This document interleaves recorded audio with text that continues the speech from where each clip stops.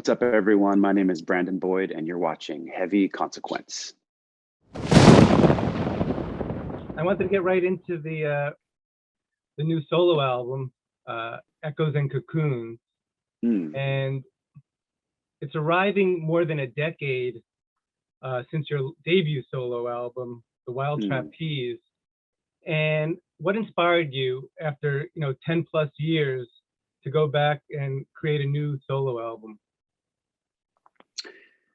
Wow. I suppose that there's, well, there was the Sons of the Sea project, which I did with Brendan O'Brien in 2013 and 2014, which was really fun.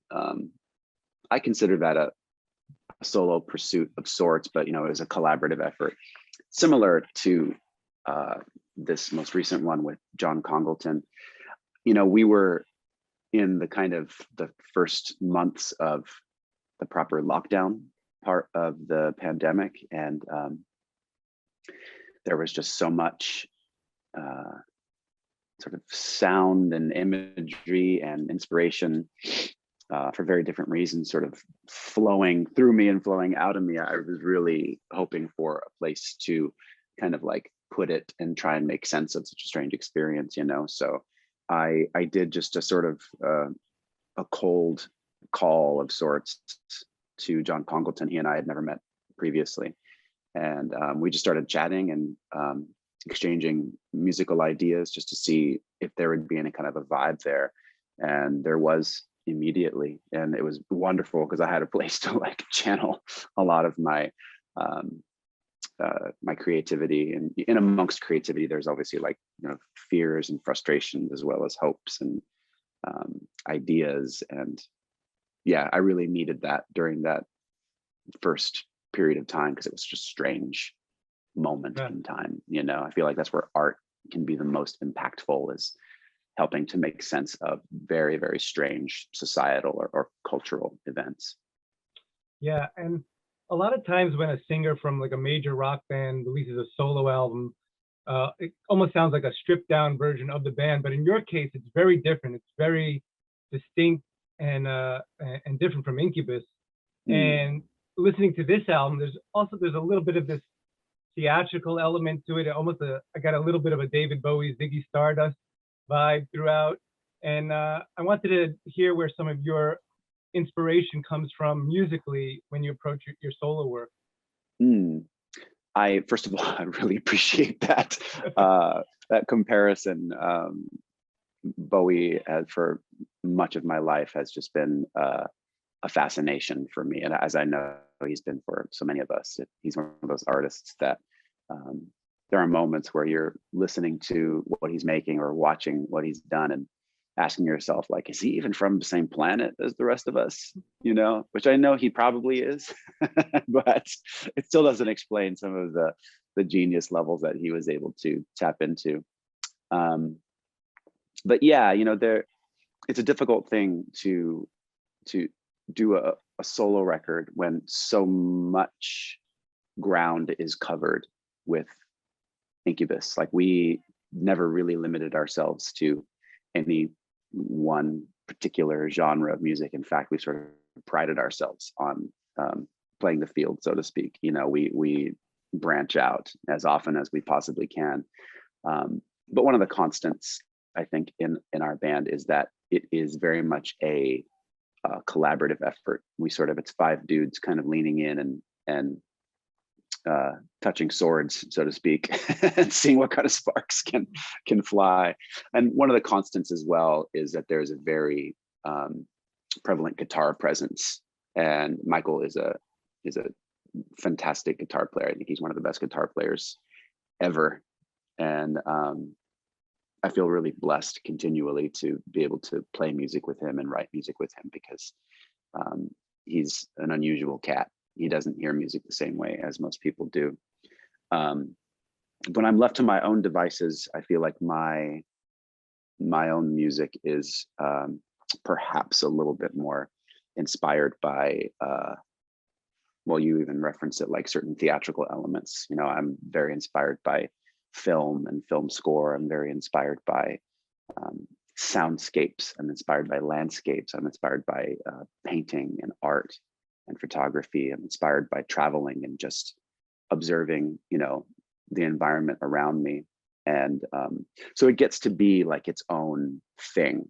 And that's something that I would always want to have as sort of a centerpiece of solo pursuits, is that it's not, I'm doing my very best to not make it like Incubus light, you know?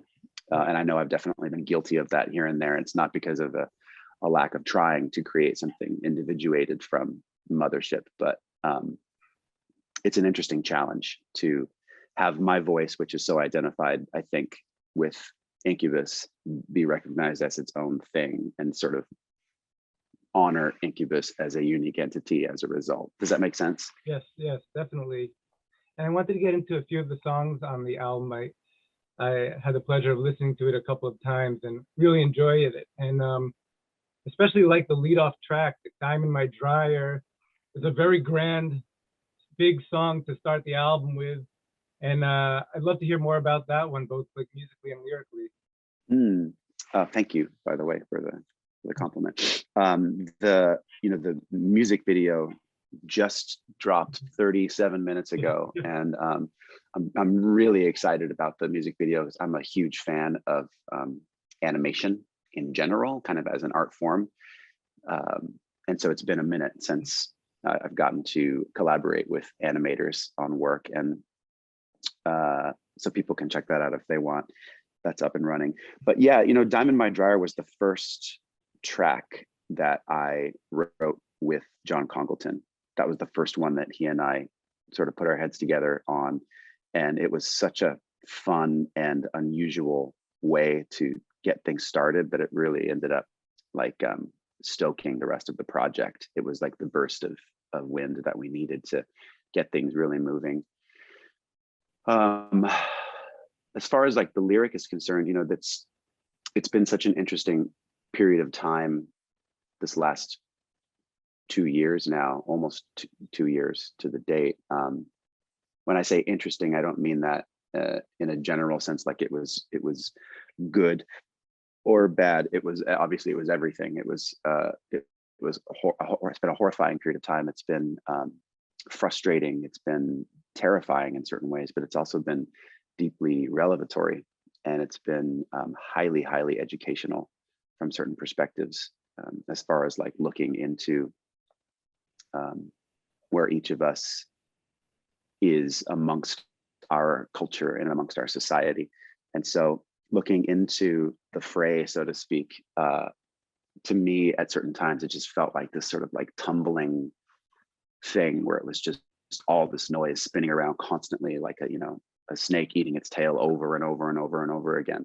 But I knew if I like looked succinctly enough, I knew if I looked directly enough straight into that fray, there would be some signal amongst all of this noise that was going on. And it's been a lot of noise, culturally speaking, societally speaking. So I think essentially the track is pointing towards that, and to just bring it down to earth a little bit more.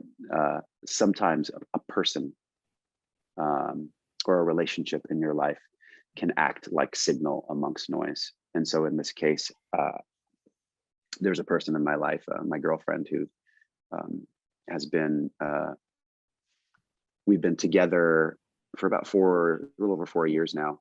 But we had a period of time during the lockdown part of the pandemic where we were like stuck together in the house. And in a lot of ways, it was kind of amazing because we got to know each other so much better. And then it was going beautifully, and we were just, just two people kind of on an island together, and then it kind of fell apart. And as I know that so many relationships did amongst the pandemic. And so the song was written kind of in that period of time where I was recognizing that this person was in a lot of ways creating signal, like clarity amongst all of this sort of noise. So yeah, that's generally what it's about, I suppose. Thank you for that. And I want to go back to the first single, Pocket Knife. Mm-hmm. I always like to hear from an artist, one about the song, but also about the decision to put that out there as the first taste of new music. from your solo album? Mm. I am not the greatest at choosing singles. I love writing music and I love sharing music, but I'm not. That's definitely an area of the music business that I think is better left to people who are a bit more objective about the music than I am. So there was a kind of collective consensus amongst my team that like Pocket Knife, like that's a good first look. And I'm assuming because it's maybe a little bit more accessible, a little less obscure perhaps than some of the other tracks on the album. But that being said, I love the track. It was also kind of early in the writing with John Congleton, and it just, hearing just the music itself, it brought me into almost like this sort of this beautiful kind of like dream-like state. And I had remembered something that my mother had taught me as a really young kid who was suffering from nightmares. She taught me about lucid dreaming from a very young age, and she basically told me, and I apologize, I'm repeating the story for a lot of people have heard this before about the song, but anyway, my mom told me if I'm in a dream that I don't want to be in, she said, just look at your hands and then make your hands do this. And then if you can do that, you're in control of your dream. And just that simple little cue from her, basically it changed my life, because it worked like a charm. And I've even said it to other people over the years, and they've tried it, with, kids or themselves, and it seems to work like a charm. It's almost like too simple in a way.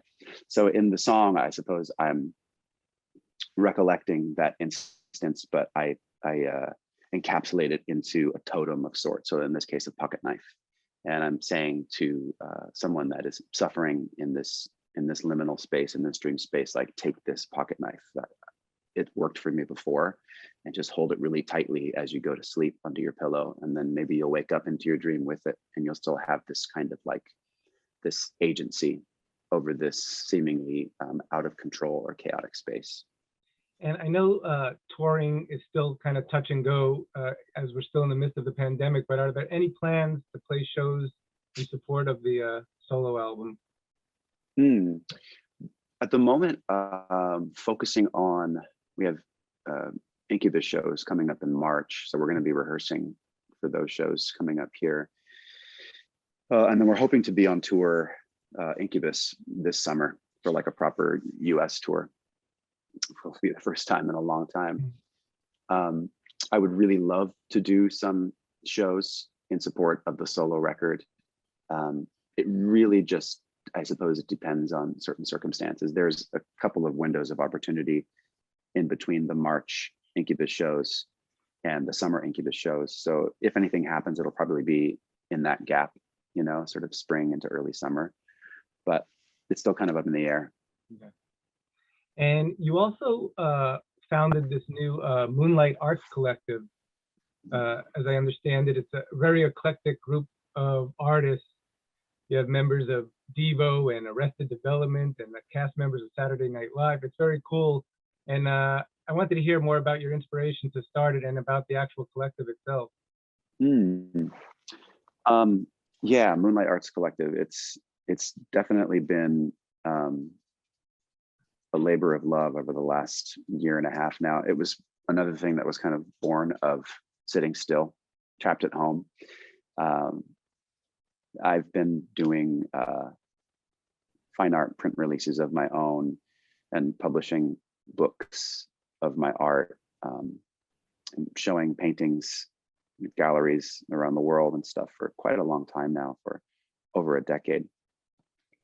And I've kind of, in a way, I've sort of had my head down, just working and churning away in the creative process. And it's been really gratifying and really enjoyable to not only have this sort of career in music, but also to be forging ahead with the career as a visual artist as well. It feels, doing the two things in tandem feels a little bit more like a complete thought.